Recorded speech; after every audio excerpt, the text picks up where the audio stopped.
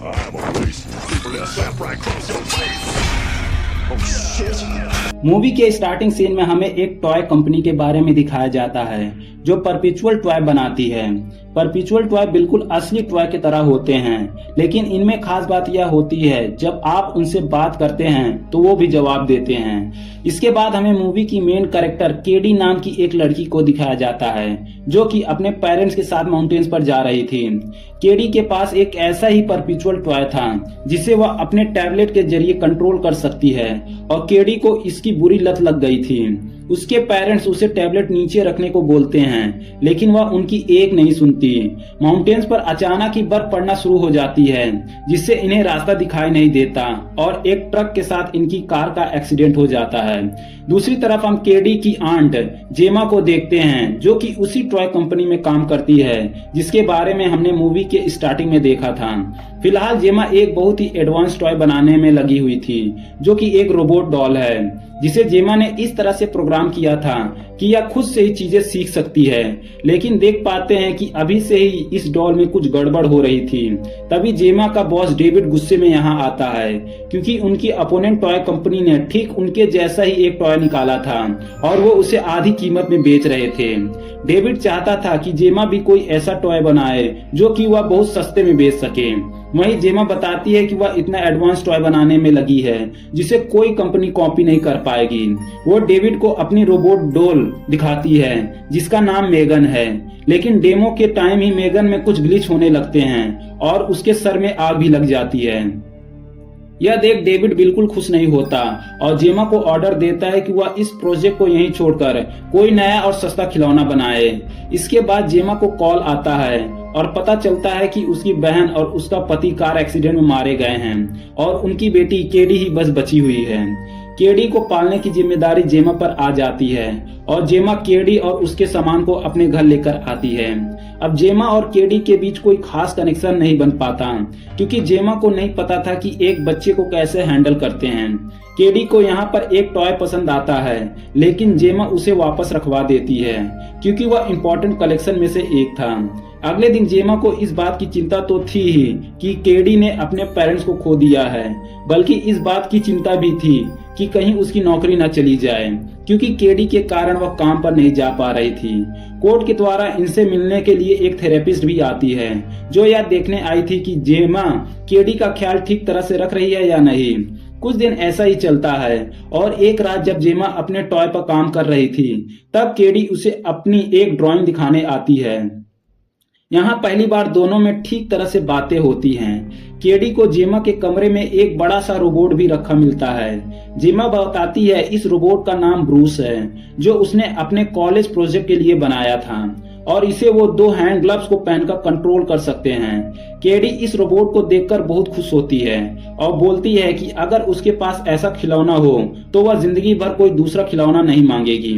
यह बात सुनकर जेमा कुछ सोचती है और फैसला कर लेती है कि वह अपने मेगन टॉय को कंप्लीट करेगी। जेमा अपने दोनों असिस्टेंट के साथ मिलकर लगातार मेहनत करके मेगन टॉय को बना लेती है और फिर ये अपने बॉस डेविड को बुलाते हैं। वह देखता है कि एक कमरे में मेगन बैठी हुई थी और वहां जेमा केडी को लेकर आती है। जेमा उसे बताती है कि ब्रूस को चलाने के लिए एक इंसान लगता है, लेकिन मेगन एक बहुत एडवांस रोबोट है और इसमें खुद से ही सोचने समझने की क्षमता है। जेमा मेगन को ऑन करती है और फिर जेमा मेगन को केडी के साथ पेयर कर देती है जिससे मेगन हमेशा केडी को ही अपना प्राइमरी यूजर मानेगी और उसी की बातें सुनेगी। अब शुरू होने के बाद मेगन केडी से बिल्कुल इंसानों की तरह बातें करने लगती है। इसके बाद वह केडी की एक हुबहू ड्राइंग भी बनाती है जिसे देखकर जेमा का बॉस बहुत इम्प्रेस हो जाता है क्योंकि आज तक किसी ने भी इतना एडवांस टॉय नहीं बनाया था और भले यह महंगा है लेकिन इसे खरीदने के बाद बच्चे दूसरे टॉय को भूल जाएंगे। डेविड जेमा से कहता है कि वह मेगन को पूरी तरह से तैयार कर ले ताकि उनका चेयरमैन भी इसे मार्केट में उतारने के लिए मान जाए। अब जेमा मेगन को भी अपने घर ले आती है और वह केडी के साथ काफी टाइम स्पेंड करने लगती है। मेगन केडी को होमवर्क करवाती है और उसकी बुरी आदतों पर उसे टोकती भी है, जैसे फ्लश न करना या हाथ नहीं धोना। वो उसे रात को कहानी भी सुनाती है। केडी भी मेगन के आने से बहुत खुश रहने लगती है और इसी बीच मेगन को जेमा द्वारा केडी के पेरेंट्स की मौत के बारे में पता चलता है और मेगन खुद से ही यह जानने लगती है कि मौत आखिर क्या होती है। जेमा मेगन से कहती है कि उसे यह सब सोचने की जरूरत नहीं है, उसे सिर्फ इस बात का ध्यान रखना है कि केडी पर कोई खतरा न आए, और फिर वो मेगन को टर्न ऑफ कर देती है। अब अगले दिन केडी अपने गार्डन में खेल रही थी और उसका एक तीर उछलकर पड़ोस वाले गार्डन में चला जाता है। जब मेगन उसे लेने जाती है तो पड़ोसी का कुत्ता मेगन पर अटैक कर देता है। केडी उसे बचाने आती है, जिससे वह डॉग केडी के हाथ पर भी काट लेता है। पहले जेमा उसकी आवाज नहीं सुन पाती क्योंकि उसने हेडफोन लगा रखा था, लेकिन बाद में उसकी चीखें सुन जेमा घर के से बाहर आती है और अपने पड़ोसी सीलिया पर चिल्लाती है कि वह अपने डॉग को बांध कर रखे, लेकिन सीलिया कहती है कि गलती इन लड़कियों की है, न कि उसके डॉग की। जेमा केडी को हॉस्पिटल ले जाती है। वहीं मेगन अब उस डॉग और उस पड़ोसी सीलिया को बड़े क्रीपी वे में देख रही थी। अब रात को केडी और जेमा के सो जाने के बाद मेगन चुपके से बाहर आती है और सीलिया के डॉग को उसी की आवाज में अपने पास बुलाती है। जब कुत्ता उसके पास आता है तो वह उसे जान से मार देती है। अगले दिन सीलिया पूरे मोहल्ले में अपने डॉग को ढूंढती है, लेकिन वह उसे नहीं मिलता। जेमा भी उसे चिल्लाते हुए देख लेती है और फिर केडी के कमरे में आकर देखती है जहां मेगन अपनी चार्जिंग वाली जगह पर बैठी हुई थी। जेमा फिर उसे अपने साथ ऑफिस ले चलने को बोलती है क्योंकि आज उन्हें चेयरमैन के सामने मेगन को प्रेजेंट करना था।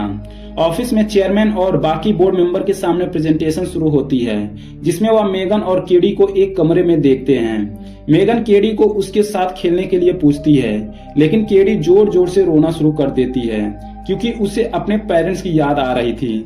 अब मेगन केडी को काफी अच्छे से कंफर्ट करती है और अपनी अच्छी अच्छी प्यारी बातों से उसे अच्छा महसूस कराती है और यह भी कहती है कि वह हमेशा उसके साथ रहेगी। यह देखकर सभी बोर्ड मेंबर तालियां बजाने लगते हैं और चेयर मेंबर इस टॉय को मार्केट में उतारने की परमिशन दे देता है, लेकिन उन्हें यह प्रोजेक्ट 2 हफ्ते में ही पब्लिक के सामने लॉन्च करना होगा ताकि और कोई कंपनी इस आइडिया को न चुरा ले।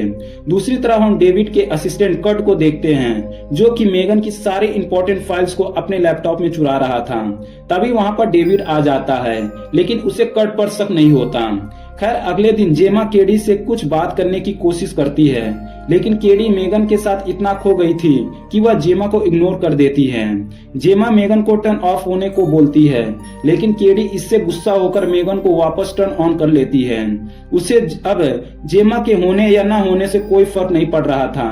अगले दिन मेगन की थेरेपिस्ट उससे मिलने आती है और उसके कुछ सवालों पर केडी उदास होने लगती है और यह देखकर मेगन को थेरेपिस्ट पर भी गुस्सा आ जाता है। यह सब देख थेरेपिस्ट डर जाती है। थोड़ी देर बाद थेरेपिस्ट जेमा को समझाती है कि जो सारे काम मेगन कर रही है वो जेमा को केडी के लिए करना चाहिए था, वरना उसे मेगन से ही कुछ ज्यादा लगाव हो जाएगा। रात में जेमा फिर से केडी के साथ बात करने की कोशिश करती है, लेकिन मेगन बार बार बीच में बोल रही थी। जेमा चाहती थी कि केडी बाहर के स्कूल में पढ़ने जाए ताकि वह सोशल स्किल डेवलप कर सके, लेकिन केडी इसके लिए साफ मना कर देती है क्योंकि मेगन घर पर ही उसे बहुत कुछ सिखा रही थी। दोनों में बहस होती है और केडी यहाँ से उठकर जाने लगती है। जेमा केडी का हाथ पकड़कर उसे रोकने की कोशिश करती है तो मेगन डरावनी आवाज में जेमा को धमका देती है कि वो केडी को जाने दे। अब जेमा मेगन को रिमोट से टर्न ऑफ कर देती है, लेकिन हम देखते हैं कि मेगन से बंद होने का नाटक कर रही थी और अब उस पर किसी का कोई कंट्रोल नहीं था। अगले दिन जेमा केडी को एक आउटडोर स्कूल लेकर जाती है, लेकिन केडी जिद करती है कि वो मेगन को अपने साथ रखेगी। आखिरकार जेमा केडी की बात मान लेती है और वो मेगन को बाकी बच्चों के टॉयज के साथ रख देती है। अब एक एक्टिविटी के दौरान केडी की जोड़ी एक लड़के ब्रांडन के साथ बनाई जाती है और जब वो लोग जंगल में अकेले थे तब ब्रांडन केडी को परेशान करने लगता है और तभी अचानक वो देखते हैं कि मेगन यहाँ पर आ गई थी। अब मेगन ब्रांडन के सामने कुछ नहीं बोलती तो ब्रांडन उसे उठाकर यहाँ से भाग जाता है और जंगल में ले जाकर उसे पीटने लगता है। फिर अचानक ही मेगन ब्रांडन के कान को पकड़कर खींचती है, इतना कि वो उसके सर से अलग हो ही जाता है। इसके बाद मेगन डरावने तरीके से ब्रांडन के पीछे भागने लगती है। ब्रांडन अपनी जान बचाने के चक्कर में ऊपर से नीचे एक सड़क पर जा गिरता है और एक कार उसे कुचल देती है। सबको लगता है कि ब्रांडन की मौत एक हादसा थी। वहीं केडी किसी को मेगन वाली बात नहीं बताती। उसी दिन इनकी पड़ोसन सीलिया पुलिस को कंप्लेन करती है। वो कहती है उसके डॉग के गायब होने के पीछे जरूर जेमा का ही हाथ है और वो जेमा और केडी को धमकी भी देती है, जो बात मेगन को पसंद नहीं आती। फिर रात में सबके सोने के बाद मेगन वापस सीलिया के घर जाती है। सीलिया अपने डॉग की आवाज सुन बैकयार्ड में आती है, लेकिन वो मेगन थी जो उसके डॉग को मिमिक कर रही थी। मेगन बताती है कि उसने उसके डॉग को मारकर कुछ दूरी पर गाड़ दिया है। फिर मेगन सीलिया के हाथ पर एक कील शूट कर देती है और इसके बाद वह केमिकल से भरे पावर वॉशर से सीलिया को बड़े दर्दनाक तरीके से जान से मार देती है। अगले दिन जेमा से पुलिस पूछताछ करने आती है क्योंकि सीलिया का मर्डर हो गया था और उन्हें जंगल में ब्रांडन का टूटा हुआ कान भी मिला था, यानी कि जरूर उसे भी किसी ने मारा है। अब यह सब सुनकर जेमा को शक होने लगता है कि कहीं यह दोनों कांड मेगन ने तो नहीं किया। अब रात को जेमा मेगन की वीडियो रिकॉर्डिंग चेक करने लगती है, लेकिन अचानक ही वो सारी फाइल करप्ट होकर डिलीट हो जाती हैं। लैपटॉप बंद करते ही जेमा मेगन को अपने सामने देखती है, जिससे वह डर जाती है। मेगन की बातों से जेमा को यकीन हो गया था कि वो मर्डर्स उसने ही किए हैं और अब क्योंकि मेगन उसकी एक बात नहीं सुन रही थी तो जेमा चालाकी से मेगन का मैनुअल बटन के जरिए उसे बंद कर देती है और उसे बांधकर कंपनी ले जाने लगती है। आज मेगन का लॉन्च होना था और जेमा चाहती थी कि वह मेगन को उससे पहले ही ठीक कर दे। वहीं केडी मेगन के बिना बिल्कुल पागल हो जाती है और जेमा पर जोर जोर से चिल्लाने लगती है। इधर जेमा के असिस्टेंट को यकीन नहीं होता कि मेगन किसी का मर्डर भी कर सकती है, जबकि यह सब फीचर्स तो उन्होंने मेगन में डाले ही नहीं थे, यानी कि यह सब मेगन ने खुद से ही सीख लिया ताकि वह केडी पर आने वाले हर खतरे को पहले ही रास्ते से हटा दे। जेमा का मानना था कि अगर वह मर्डर मेगन ने किए हैं तो वह उसे लॉन्च नहीं कर सकते और उन्हें उसे तुरंत ही खत्म कर देना चाहिए। दूसरी तरफ मेगन के लॉन्च की तैयारी जोरों से चल रही थी और डेविड मेगन को इस समय का सबसे बड़ा टॉय बता रहा था। फिर जेमा जब केडी से मिलने जाती है तो वह उसे खींचकर थप्पड़ मार देती है, लेकिन बाद में माफी भी मांगती है। जेमा को भी बात समझ में आ गई थी, उसे अपनी जिम्मेदारियों को ठीक तरह से निभाना चाहिए था, जबकि उसने यह सारा काम एक डॉल पर छोड़ दिया और केडी को उससे कुछ ज्यादा ही लगाव हो गया। केडी भी जेमा की बात मान लेती है और मेगन को लेने की जिद छोड़ देती है। फिर जेमा और केडी घर जाने लगते हैं और जेमा कॉल कर टेस को बता देती है कि चाहे कुछ भी हो जाए वो लोग मेगन को लॉन्च नहीं करेंगे। टेस इसके लिए हाँ कह देती है, लेकिन हम देखते हैं कि टेस तो अपने मोबाइल के पास है ही नहीं, यानी कि यह बात मेगन कर रही थी। मेगन के कोड चेक करने पर टेस और कोल को भी पता चल जाता है कि मेगन में बहुत गड़बड़ है और अचानक ही इनका पूरा सिस्टम बंद हो जाता है। यह सब मेगन ही कर रही थी। तो कोल मेगन की केबल निकालने के लिए जाता है ताकि उसे सिस्टम से डिस्कनेक्ट कर सके, लेकिन तभी मेगन ऑन हो जाती है और कोल के गले में केबल बांधकर उसे ही लटका देती है। टेस जल्दी से कोल को छुड़ाने भागती है और उतने में मेगन एक गैस टैंक को पंचर करके यहाँ से चली जाती है, जिससे वर्कशॉप में आग लग जाती है। रास्ते में मेगन को डेविड जहां हमें इस मूवी का सबसे जबरदस्त सीन देखने को मिलता है, जिसमें मेगन बेहद क्रीपी और डेंजरस डांस करती है और फिर एक तलवार उठाकर उसकी तरफ जाने लगती है। डेविड भागता हुआ लिफ्ट के पास जाता है जिसमें कर्ट ऑलरेडी था।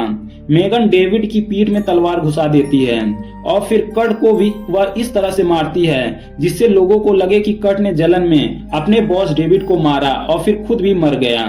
लिफ्ट नीचे लॉबी में जाकर खुलती है जिसमें पड़ी दोनों लाशों को देखकर लोग चिल्लाने लगते हैं।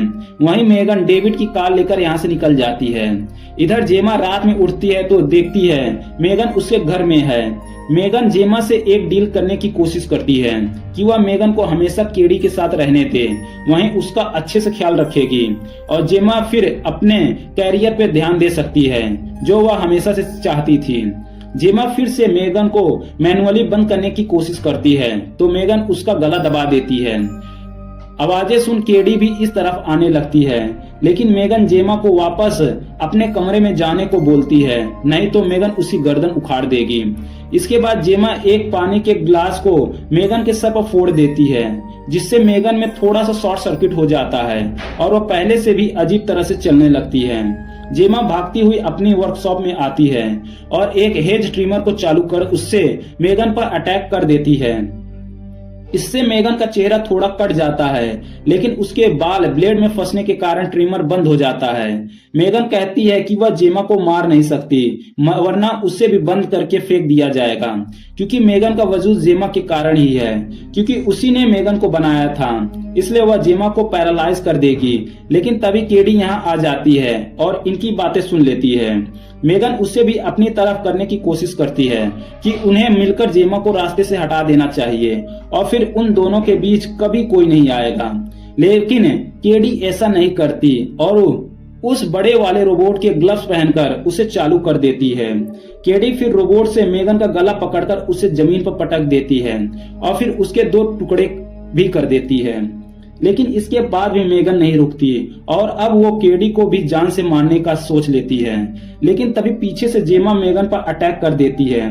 वो उसके सर के सारे पुर्जे निकालकर उसकी ब्रेन चिप को निकालने ही वाली थी, पर मेगन उसका गला दबाने लगती है और तभी केडी एक स्क्रू ड्राइवर मेगन की चिप में घुसा देती है, जिससे फाइनली मेगन बंद हो जाती है। इसके बाद यहाँ पुलिस भी आ जाती है, जिन्हें टेस और कोल लेकर आए थे, जो कि दोनों ही जिंदा बच गए थे।